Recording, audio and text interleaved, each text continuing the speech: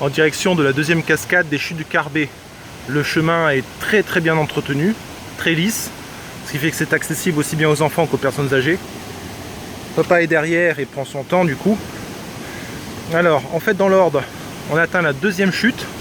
Ensuite, la première est à 1 heure de marche de la deuxième. Et la troisième est plus loin, et elle, par contre, c'est très sportif. Pour y accéder, apparemment, il faut utiliser des cordes et j'en passe. L'entrée est à 2,50 €. Vous allez me dire, c'est rare quand on fait payer pour une randonnée. Mais visiblement, c'est pour l'entretien du chemin. Et comme vous voyez, ils ont mis les moyens.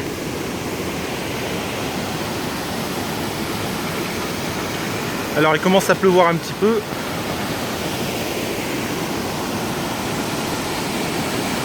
Et la cascade, en fait, est juste derrière.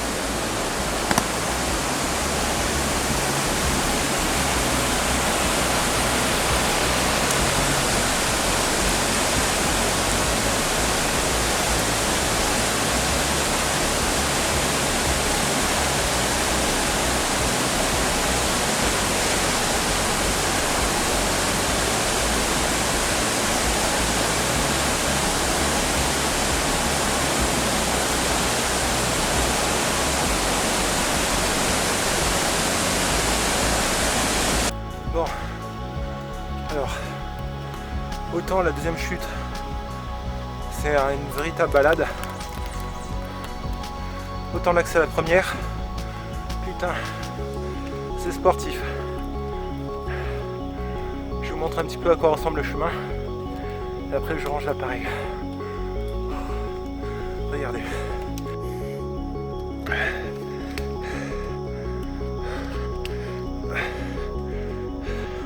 Ça grimpe, et ça grimpe.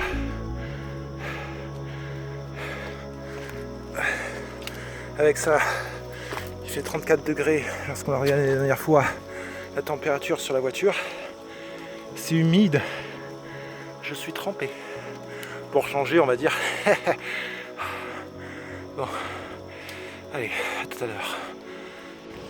Bon, bah écoutez, je crois qu'on a atteint le sommet de la montagne et maintenant ça va commencer à redescendre sur la première cascade. Le chemin est très sportif, effectivement, je confirme.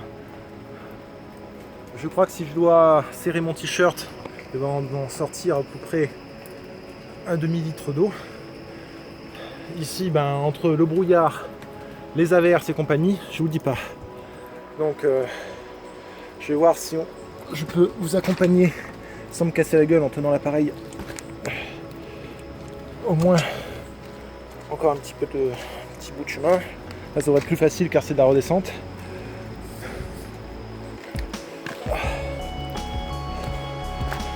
On entend déjà le bruit. Alors qu'est-ce que c'est beau! Je comprends pourquoi ils appellent ça forêt équatoriale. C'est waouh! Vous touchez la moindre feuille, il y a de l'eau dessus. Bon, on va avancer un petit peu.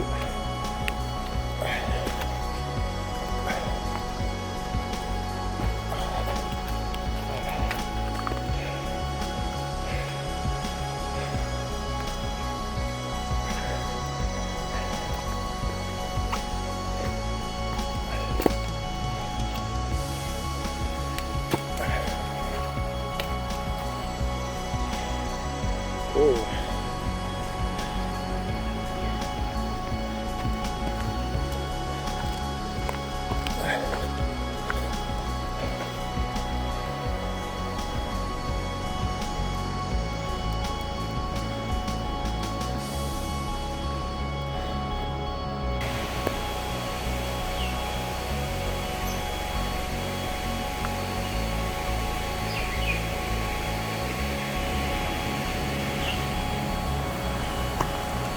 Alors, je sais pas si vous voyez, mais là, le brouillard s'est levé.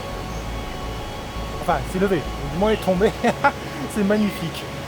Alors, je vous en fais profiter un petit peu. Une magnifique forêt où tout est mouillé, même ceux qui s'y promènent comme nous, avec du brouillard. Et là, on arrive normalement à la cascade.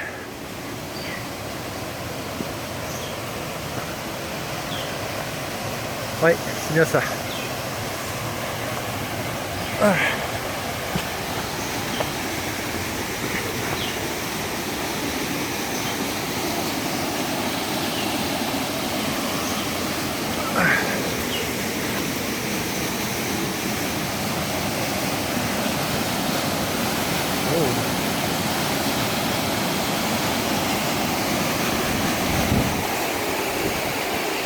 Non, ben erreur de ma part, on n'y est pas encore arrivé. Ça fait un peu ambiance Christophe Colomb, hein. Découverte du Nouveau Monde.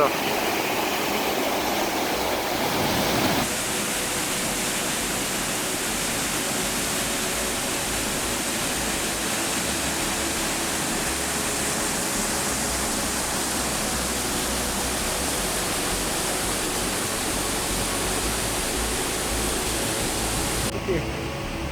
Alors là, on a contourné la rivière avec des lianes comme Tarzan, c'est génial. Et là, on va poursuivre par là-bas. Je pense qu'on va pas tarder à y arriver parce que le bruit se fait de plus en plus sourd.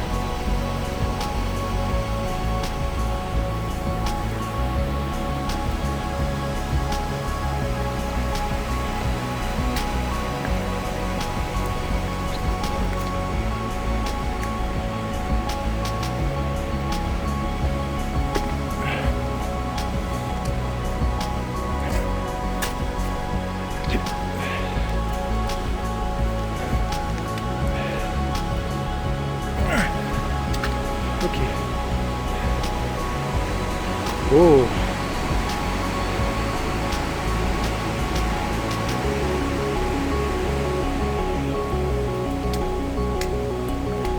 Et ça remonte.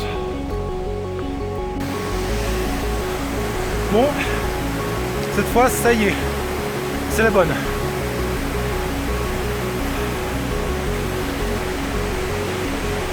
Tadam! Ça en valait la peine.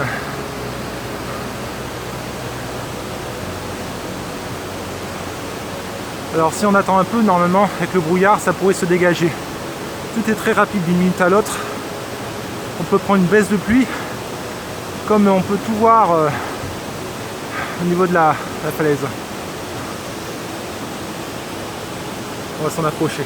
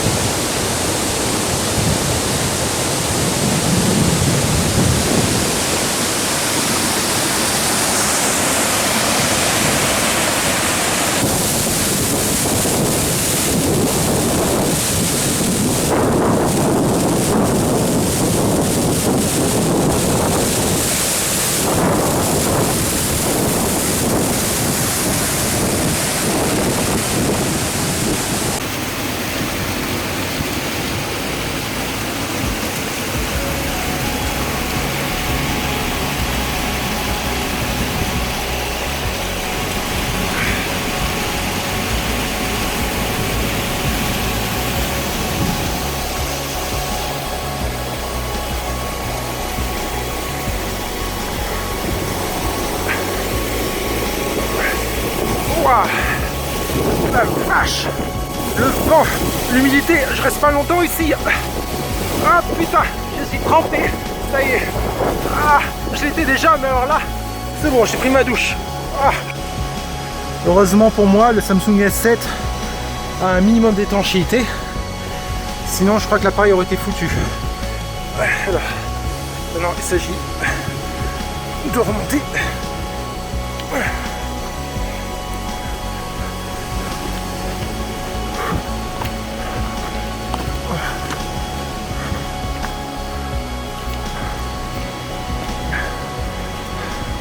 Et c'est assez casse-gueule évidemment, hein. Sinon ça aurait été trop simple.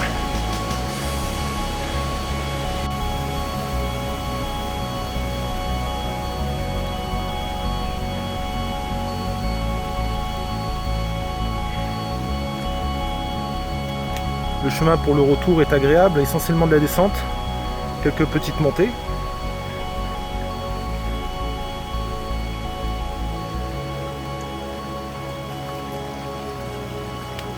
Contrairement à La Réunion, les roches ne sont pas glissantes, elles s'accrochent. Ça c'est très très pratique. Ça évite de se casser la gueule.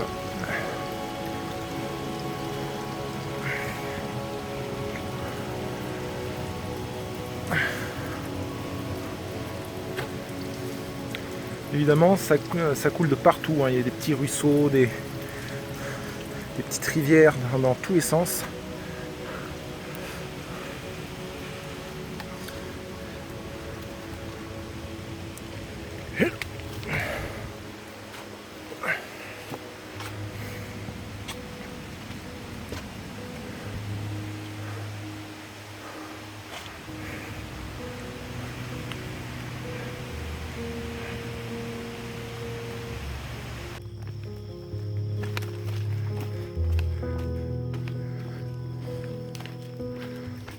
Tout le reste de la descente, enfin une bonne moitié on va dire, c'est quasiment le même procédé qu'à l'île de la Réunion pour ceux qui connaissent, pour l'accès au trou de fer. Des planches sur des lattes, des contre-lattes, parce que c'est des espèces de bassins, recouverts d'un grillage pour éviter qu'on glisse. Très très pratique. Effectivement, quand on voit l'aménagement, on comprend qu'il fasse payer pour l'entretien.